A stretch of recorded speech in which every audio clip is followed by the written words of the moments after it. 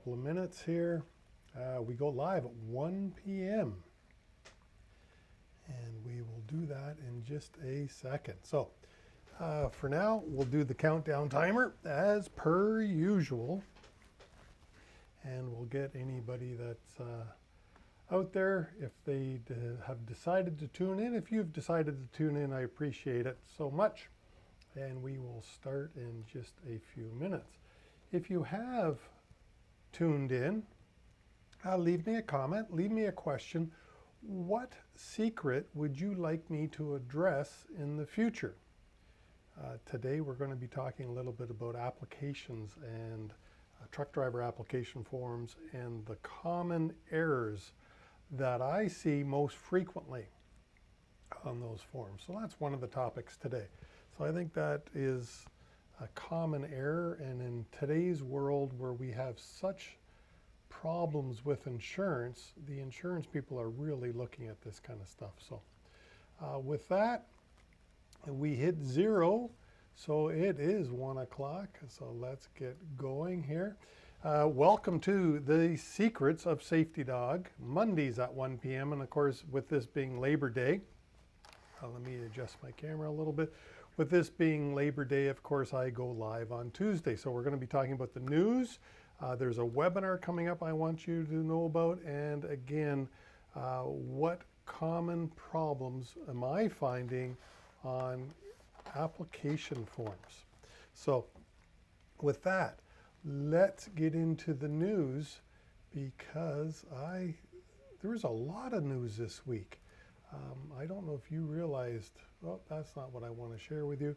I don't know if you realize there was just a ton of news this week, or so it seemed like. Let me get myself out of the way here a little bit, make myself a little smaller. The joys of going live. All right, so first of all, if you're Canadian, this is really big news, I think. CRA has changed the limit for your meal allowance. Has changed it from $17 all the way up to $23. And the best news is it's retroactive to January the 1st. So this is the, you can read the whole article, but this is the short or the quick way of filing your meals. It now, as of January the 1st, has jumped to $23. And as you can see here, it says retroactive until January, right back to January the 1st. So awesome. And I'm not an accountant, but I think that's huge, huge news. So with that, this is an article that I don't think you get to see very often, because I am a member of the CIP Society. CIP stands for Chartered Insurance Professional. I get their newsletter. And as you can see here, auto insurers see severe accident spike on pandemic's open roads. If you know, the whole article basically is saying that because, and you've seen the news out there, the racers, the people that are getting caught doing twice the legal speed limit out there, well, they're causing crashes, and some of the crashes are horrific. And of course, it's costing all of us, you and I, money. So that's not good. Great article, and I'll put the link in the show notes below for that. All right, if you're out there, give me a comment in the comments. Let me know where you're from. From The Guardian.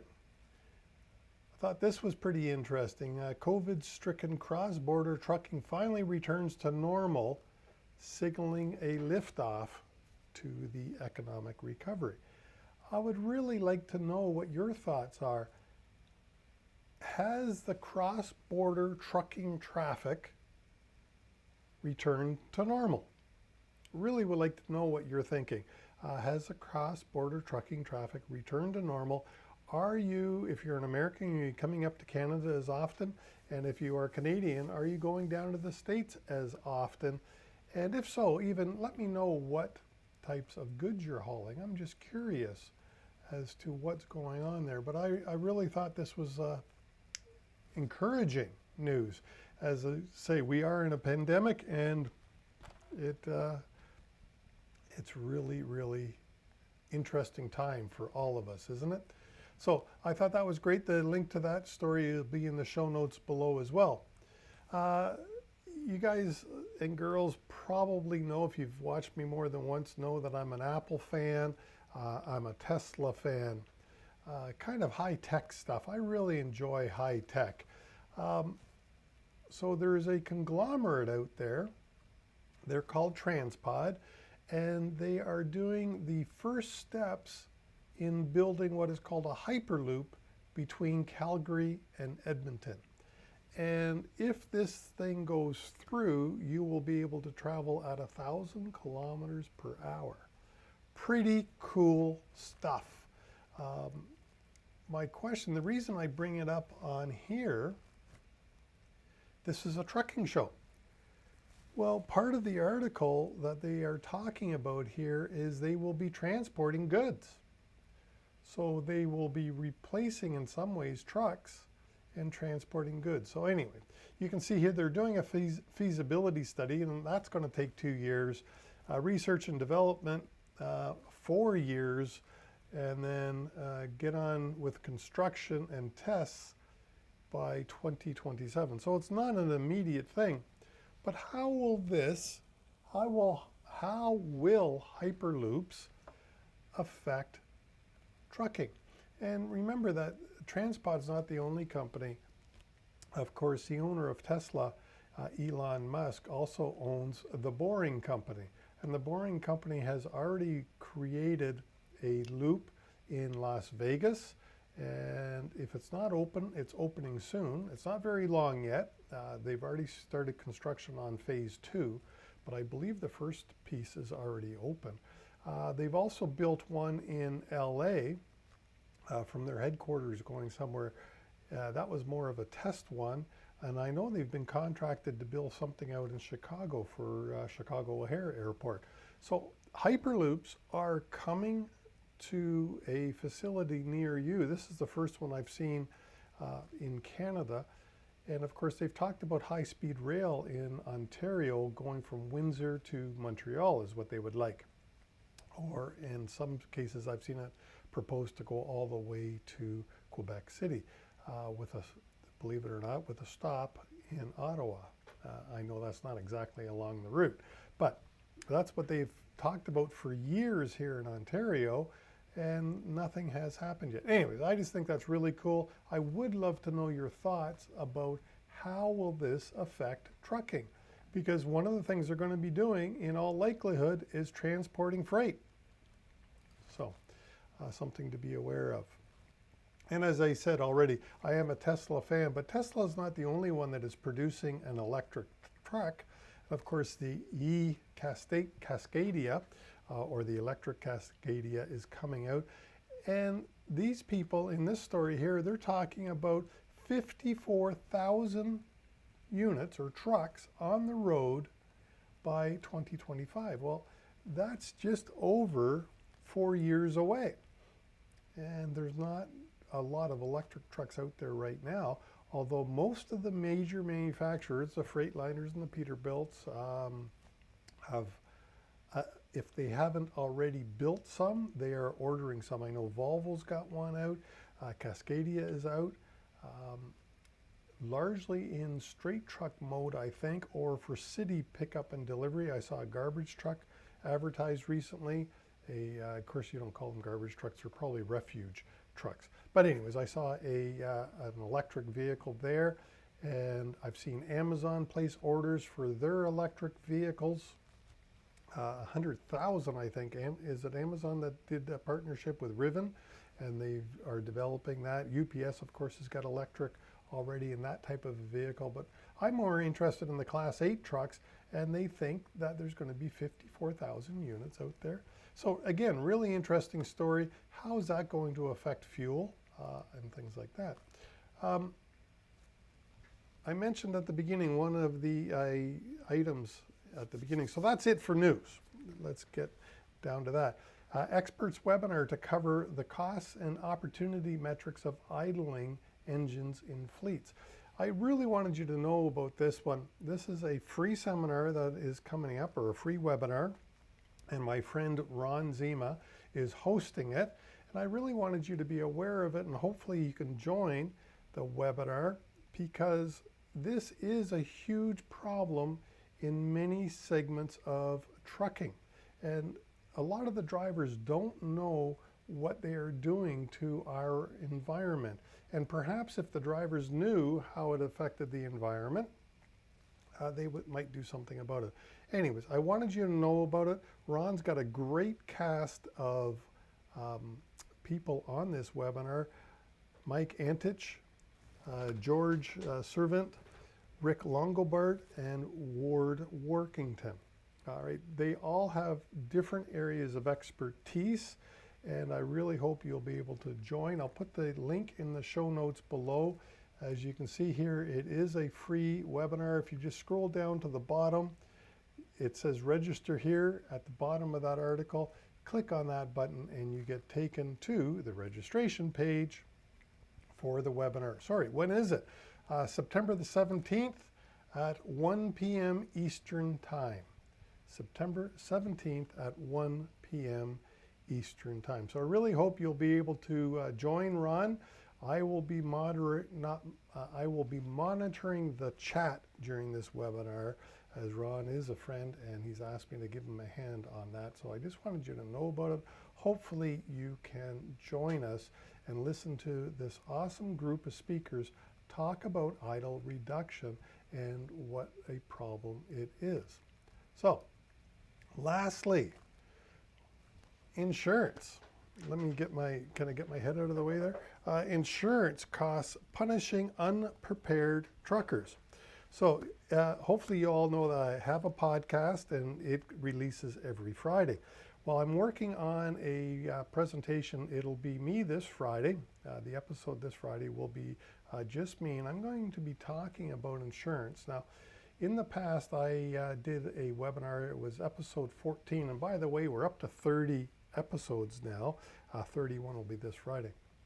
But back in episode 14, I talked about the hard insurance market. Well, this episode, which will be episode 31, I want to talk about not the hard insurance market, but what you can do to ensure you get an insurance renewal. And if you don't get an insurance renewal, what you can do about that. So there are very specific steps I believe that you can take that can really help your cause to get an insurance renewal. So this story here about insurance punishing unprepared truckers, this happens to be an American publication, as you can see. But the insurance crisis, or the insurance, I shouldn't call it a crisis, because I believe this market is here to stay and won't be changing anytime soon. Because the insurance companies just haven't been making money, and the cost of claims continues to skyrocket.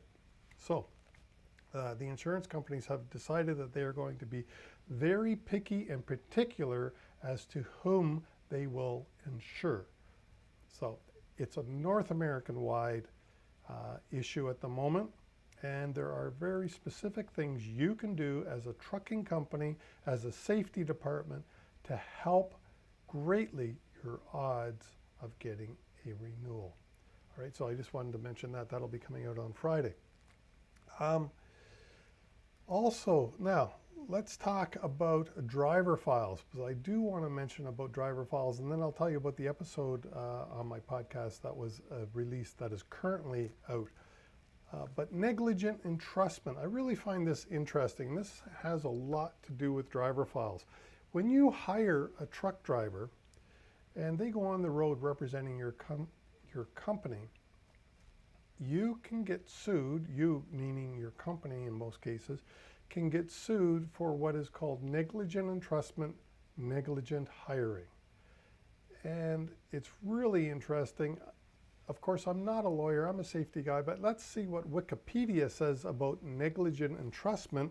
And basically it says, negligent entrustment is the cause of an action in tort law that arises where one party, the entrustor, which would be the trucking company, is held liable for the negligence because they negligently provided another party, the entrustee, your driver, with a dangerous instrumentality, and the entrustment part caused injury to a third party with that instrumentality. So, in other words, you hired somebody, they went out and had a crash, they caused injury, and now you can be held liable for negligent entrustment.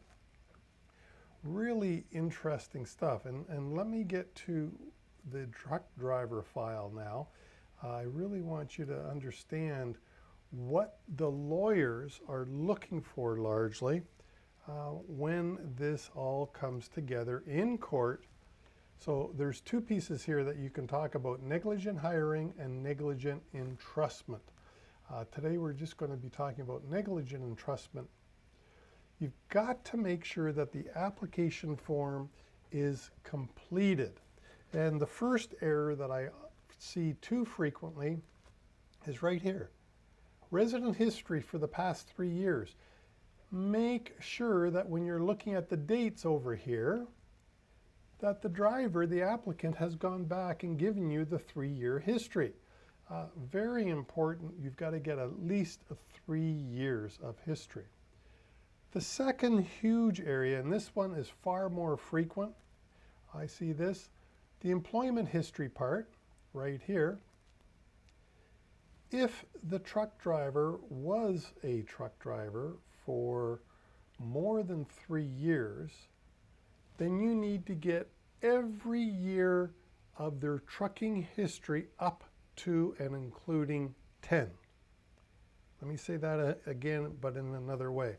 If the truck driver has been a CDL licensed driver, commercial driver license CDL, for 10 years, well, you need to get the complete history.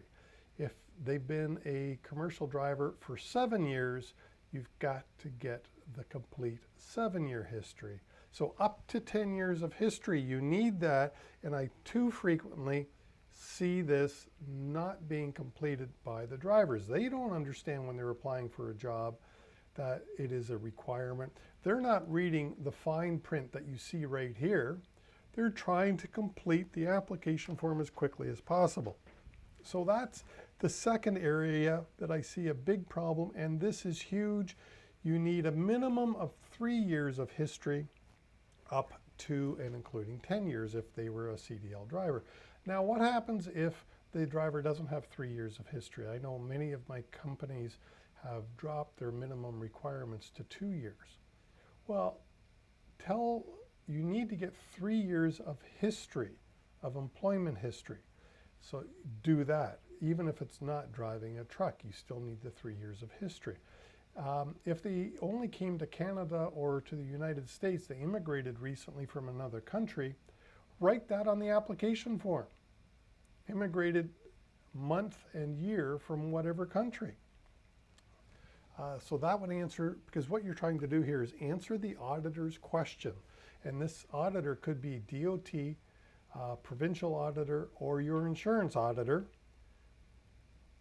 You want to answer the question, why didn't the driver go back further? So if you answer the question by saying, hey, he just came to the United States or he just came to Canada this month and year, well, that answers that question. If you only go back 5 years in commercial driving history and you stop there, write on the application form, no previous commercial driving history. So again, you've answered that question. The other part that I see a lot of it here, when you get to the companies, this part here is not completely filled out. Often the phone number is missing or the complete address is missing. You need both. You need the phone number so that you can reach out and confirm the history or do the references. And yes, you can do references by phone, just in case you were going to say. I do prefer them in writing, absolutely, because I can hear people saying that. Shouldn't they be in writing? Absolutely. They should be in writing, and they're much better in writing. Send emails, but you still can do them by phone.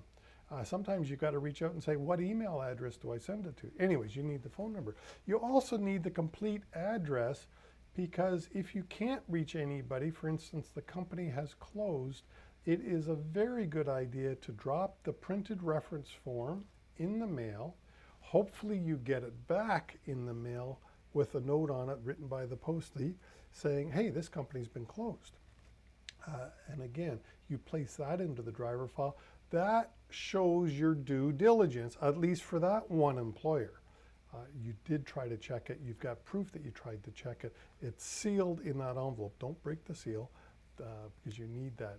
Once you break the seal, anything could have been shoved in there. So you want the envelope sealed to remain sealed, but you just put that in there. So those are the things. The job history is not complete. So the top 3 items that I see on an application form that are NFG, resident history, not going back far enough, employment history, not going back far enough, and then employment history, the sections here not being completed correctly. And of course, then there's the rest of it. Do try to get the experience. This is very important. The collisions for the last minimum 3 years, traffic convictions again for 3 years, driver's licenses in any jurisdiction, any other jurisdiction other than your home state or home province, and then references. And then another one that I do see, not as often as the top 3, but not signed, not dated. So that is it for that. Let's go back to the default. Oops, don't want you to see that again. That's my title bar, so we'll take that off, I hope. Well, I guess not. I wish I knew how to use all this stuff. I've got these things, but hey, I do. So the last thing here is the podcast.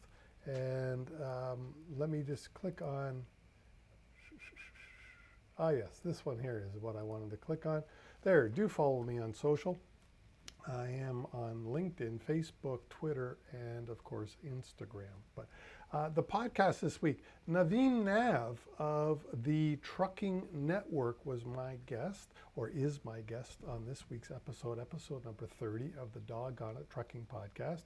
And she talks about how she's had to pivot the trucking network because largely she did facilitated show events, recruiting events, live in person, large events, as well as she has a publication. Well, the publication is still going strong, but her live events, of course, have had to change. And now she's doing virtual events and she's holding a weekly webinar series every Thursday at 10 a.m. Except for this week's webinar is not happening because the Private Motor Truck Council is having a 2-day virtual webinar or a virtual symposium, and she did not want to conflict and try to take people away from there. And so, I mean, she does support the Private Motor Truck Council. So anyways, that's who was on the show this week.